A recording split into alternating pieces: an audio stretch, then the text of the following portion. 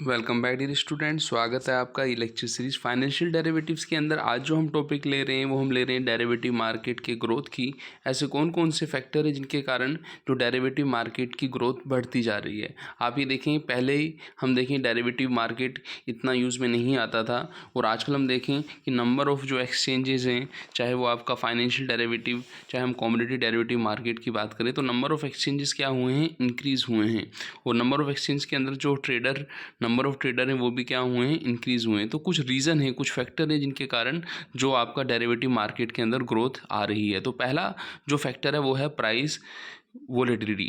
तो price volatility का means क्या होता है कि प्राइस का कम या ज़्यादा होना। जैसा कि हम ये देखें कि डेरिवेटिव कॉन्ट्रैक्ट जब हम करते थे, in the case of commodities के यदि हम एग्जांपल लें, तो जो एक फार्मर था वो अपनी फसल किसी दूसरे पर्सन को इसलिए बेच रहा था कि उसको रिस्क थी कि फ्यूचर में जो प्राइसेस हैं कम नहीं हो जाएं। जैसा कि आप ये देखें कि जब किसान फसल लगाता है उस समय उसको प्राइस का पता नहीं होता, क्योंकि फसल 3 या 4 महीने बाद आती है, तो उसको कहीं ना कहीं रिस्क होती है कि प्राइस इन फ्यूचर में कम नहीं हो जाए। तो कहीं ना कहीं वो आपका जो है फ्यूचर का कॉन्ट्रैक्ट करता था। तो ये जो कॉन्ट्रैक्ट था ये किस लिए किया जाता था कि प्राइस के अंदर जो चेंजेस होते थे उसमें प्राइस वोलेटिलिटी के कारण वो इसको करता था। तो आप ये देखें, एक कॉन्ट्रैक्ट जब होता है तो उसके अंदर जो ऑप्शन प्रीमियम पे किया जाता है, तो उसका कारण यही रहता है कि इन फ्यूचर आप उस प्रोडक्ट को एक प्राइस पे परचेज़ करना चाहते हैं।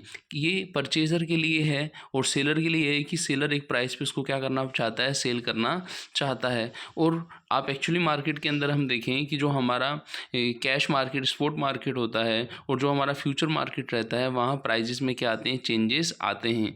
जैसा कि हमने प्राइजेस के बारे में पहले भी पढ़ा है कि प्राइजेस जब भी डिसाइड होते हैं तो डिमांड एंड सप्लाई को देखा जाता है, और डिमांड एंड सप्लाई का जो कर्व रहता है वही क्या डिसाइड करता है, प्राइस को डिसाइड करता है। तो हम ये देखें कि प्राइस वोलेटिलिटी भी एक इंपॉर्टेंट फैक्टर है जिसके कारण डेरिवेटिव मार्केट के अंदर क्या आई है, ग्रोथ आई है। और प्राइस के अंदर भी हम चेंजेस देखें तो पहले प्राइस इंक्रीज़ होते हैं या प्राइस डाउन होते हैं, या प्राइस बार बार, फ्रीक्वेंसी ऑफ प्राइस चेंजेस बार बार होती है।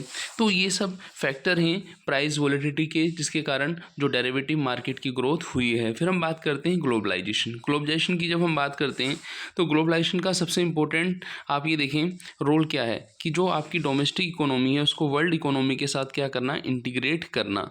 जब से हम डेरिवेटिव मार्केट के अंदर आए हैं तो हम जो कॉन्ट्रैक्ट कर रहे हैं वो हम डोमेस्टिक कॉन्ट्रैक्ट नहीं कर रहे हैं, हम फॉरेनर के साथ भी कॉन्ट्रैक्ट करते हैं। और आपका डोमेस्टिक और फॉरेन मार्केट अब एक इंटीग्रेटेड मार्केट हो गया है। और इससे फ़ायदा किसको होता है, फाइनल कस्टमर को क्या हो रहा है, फ़ायदा हो रहा है। आप ये देखें, जैसे हम कमोडिटी मार्केट के अंदर हम ये देखें कि यदि कोई चीज़ हम फॉरेन से परचेज़ कर रहे हैं तो हमें सस्ती मिल रही है, और फॉरेनर हमारे यहाँ से परचेज़ कर रहे हैं तो उनको वो चीज़ सस्ती मिल रही है। तो आप जब आर्बिट्रेशन पढ़ते हैं तो वहाँ पे आप ये देखें कि एक मार्केट में प्राइस कम होते हैं तो उसको वहाँ से ख़रीद करके जहाँ दूसरे मार्केट में उसके प्राइस ज़्यादा है वहाँ उसको बेच के प्रॉफिट कमाना, तो उसको आर्बिट्रेशन थ्योरी कहते हैं। तो ग्लोबलाइजेशन के कारण ही क्या हुआ है, पॉसिबल हो पाया है।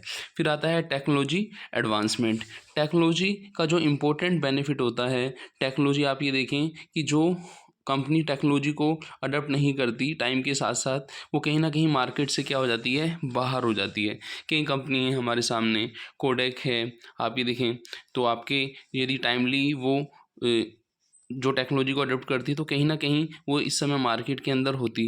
पर जो स्पीड होती है मार्केट के अंदर टेक्नोलॉजी डेवलपमेंट की, उसके अकॉर्डिंग हमें भी अपने प्रोडक्ट्स के अंदर क्या लाना है, इनोवेशन लाना है, कमोडिटीज़ के अंदर इनोवेशन लाना है। आजकल हम ये देखें कि पहले हम फिजिकल ट्रेडिंग करते थे जहाँ हम कैश मार्केट की बात करते थे, लेकिन आज हम जो फ्यूचर मार्केट कर रहे हैं, हम जो घर बैठे ही ट्रेडिंग कर रहे हैं, हमें इमीडिएटली जो सर्टिफिकेट मिल जाते हैं जो हमें कैश ट्रेडिंग के टाइम में बहुत लेट मिलते थे। तो कहीं ना कहीं देखें कि टेक्नोलॉजी एक इंपॉर्टेंट रोल प्ले कर रही है। और जब आप आगे वाले लेक्चर्स के अंदर ये देखेंगे तो बहुत सारे सिस्टम हैं, चाहे हम बॉम्बे स्टॉक एक्सचेंज की बात करें, चाहे हम नेशनल स्टॉक एक्सचेंज की बात करें, कि टेक्नोलॉजी इंप्रूवमेंट ट्रेडिंग के लिए डे बाय डे होता जा रहा है। फिर आता है factor advances in the financial theories.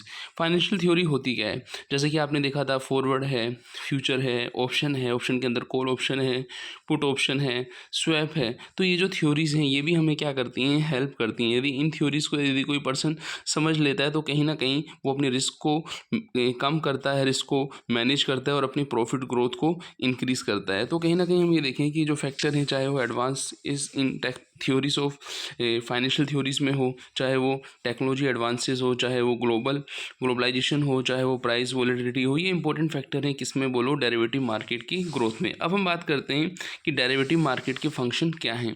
जैसे कि थोड़ी देर पहले हमने फैक्टर पढ़ा था, फैक्टर के साथ जो फंक्शन और डेरिवेटिव हैं ये आपस में रिलेट होते हैं। जैसे कि आप देखें, अभी हमने फैक्टर पढ़ा था रिस्क से रिलेटेड, याद हो, जिसके अंदर हम ये देखते थे कि हम क्या करते हैं, एडवांस इन फाइनेंशियल थ्योरीज के अंदर हम थ्योरीज को यूज़ करके क्या करते हैं, रिस्क को मैनेज करते हैं। जैसा कि मैंने आपको बताया था कि यदि आपको कैश मार्केट में कोई चीज़ महंगी मिल रही है तो कहीं ना कहीं आप फॉरवर्ड मार्केट में, फ्यूचर मार्केट में उस चीज़ को परचेज कर सकते हो, और वहाँ पे भी ऑप्शन है आपका, कॉल आप खरीद भी सकते हो, पुट ऑप्शन आप बेच भी सकते हो। तो कहीं ना कहीं हम ये देखें कि रिस्क मैनेजमेंट में हमें क्या करता है, डेरिवेटिव मार्केट क्या करता है, हेल्प करता है।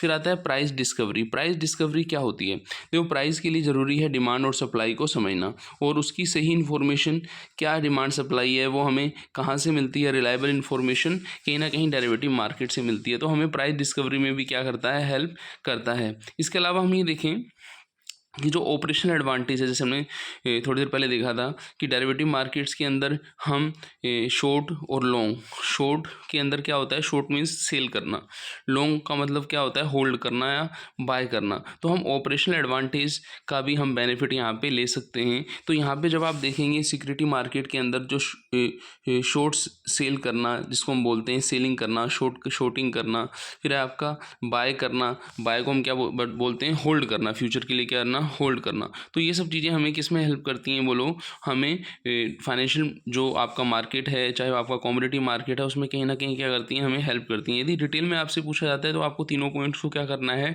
डिटेल करके आना है। और यदि आपसे छोटे क्वेश्चन में पूछा जाता है फंक्शन ऑफ डेरिवेटिव मार्केट, तो आपको उनको दो दो तीन तीन लाइन में इन्हीं चीज़ों को वापस लिख के आ जाना है कि हमें जो रिस्क मैनेजमेंट का पॉइंट था, तो derivative shift the risk from the buyer to the derivative products to the seller, की बायर से सेलर से या सेलर से बायर में रिस्क क्या हो जाती है, ट्रांसफ़र हो जाती है। जब हम देखें कि आज कोई फार्मर है, वो कोई कमोडिटी को फ्यूचर में सेल कर रहा है और उसको वो प्राइस मिल जाता है, लेकिन फ्यूचर में वो प्राइस, एक्चुअल प्राइस जो रहता है वो मान लीजिए कम होता है, तो कहीं ना कहीं जो पर्सन बायर है उसको क्या है बोलो, नुकसान है। तो एक पर्सन की रिस्क, सेलर की रिस्क बायर के पास आ गई। फिर हम थोड़ी देर पहले देखा कि डेरिवेटिव मार्केट के अंदर प्राइस डिस्कवरी होती है। आप डिमांड सप्लाई को इमीडिएटली देखते हुए जो भी प्राइस आप डिस्कवर करते हो उसके बेस पर आप क्या कर सकते हो, अपनी कमोडिटी को सेल कर सकते हो। तो इस लेक्चर के अंदर हमने यही देखा कि डेरिवेटिव मार्केट के फंक्शन क्या हैं और कौन से फैक्टर हैं जो डेरिवेटिव मार्केट की ग्रोथ में क्या करते हैं, हेल्प करते हैं, और यही चीज़ें हमें आगे भी क्या करेंगी, हेल्प करेंगी। प्रीवियस लेक्चर में याद हो जब मैंने आपको टाइप्स ऑफ डेरिवेटिव मार्केट्स के बारे में बताया था, तो उसमें 3 टाइप्स थे, याद हो आपको। पहला क्या था आपका, हाँ यस बिल्कुल, पहला था आपका कौन सा, कमोडिटी मार्केट, और कौन सा बोलो, फाइनेंशियल मार्केट। दूसरा क्या था, बेसिक और कॉम्प्लेक्स, और तीसरा था एक्सचेंज ट्रेडेड और ओटीसी। तो इनमें हमने commodity derivative, financial derivative, commodity derivative को हमने समझ लिया था। बेसिक और कॉम्प्लेक्स डेरिवेटिव को हम यहाँ पे समझेंगे, और एक्सचेंज ट्रेडेड और ओटीसी को यहाँ पे हम समझेंगे। तो यहाँ पे पहला पॉइंट आता है आपका बेसिक। बेसिक्स, जब आपने टाइप्स ऑफ डेरिवेटिव देखे थे लेक्चर 2 के अंदर, तो आपको याद हो वहाँ फॉरवर्ड था, फ्यूचर्स था, ऑप्शन था, और उसके साथ 2 और थे, याद हो आपको, वारंट था और क्या था आपका, स्वैप था। तो यहाँ पे हम स्वैप को यदि हम हटा दें तो स्वैप का जो कॉन्ट्रैक्ट है वो आपका हम कॉम्प्लेक्स डेरिवेटिव के अंदर उसको रखेंगे। क्यों, आपको याद हो हमने तो डेरिवेटिव्स के जब हमने टाइप पढ़े थे, फॉरवर्ड, फ्यूचर, ऑप्शन, वारंट, तो यहाँ पे कोई फर्दर टाइप नहीं थे, लेकिन स्वैप के अंदर आपको याद हो वहाँ टाइप आए थे, currency swap, interest rate swap, और वहाँ पे आपने डिफरेंस भी देखा था कि करेंसी स्वैप में हम करेंसी एज वेल एज उसके इंटरेस्ट की बात करते हैं, और जबकि हम इंटरेस्ट स्वैप में खाली हम इंटरेस्ट कॉम्पोनेंट की बात करते हैं। तो यहाँ पे हमने उन्हीं चीज़ों को दोबारा हमने समझाया, बस हमने क्लासिफिकेशन बना दिया है कि बेसिक ये हैं और कॉम्प्लेक्स के अंदर क्या है आपका बोलो, स्वैप है। ऐसे आता है एक्सचेंज ट्रेडेड और ओवर द काउंटर। हालांकि एक्सचेंज ट्रेडेड और ओवर द काउंटर आप नेक्स्ट लेक्चर के अंदर डिटेल में समझेंगे, फिर भी मैं आपको यहाँ पे बता देता हूँ, यदि आप कोई फ्यूचर कॉन्ट्रैक्ट करते हैं तो वो आपका फ्यूचर के अंदर क्या आता है आपका बोलो, एक्सचेंज इन्वॉल्व होता है, NSE BSE, आपका मल्टी कमोडिटी एक्सचेंज, जिस भी डेरिवेटिव के अंदर आप जा रहे हैं, तो जो आपकी ट्रेडिंग हुई इसके थ्रू होगी, बोलो एक्सचेंज के थ्रू होगी। जबकि ओवर द काउंटर के अंदर ओ का मतलब होता है आपका अनऑर्गेनाइज्ड, यहाँ पे कोई आपका इंटरमीडिएट नहीं होता।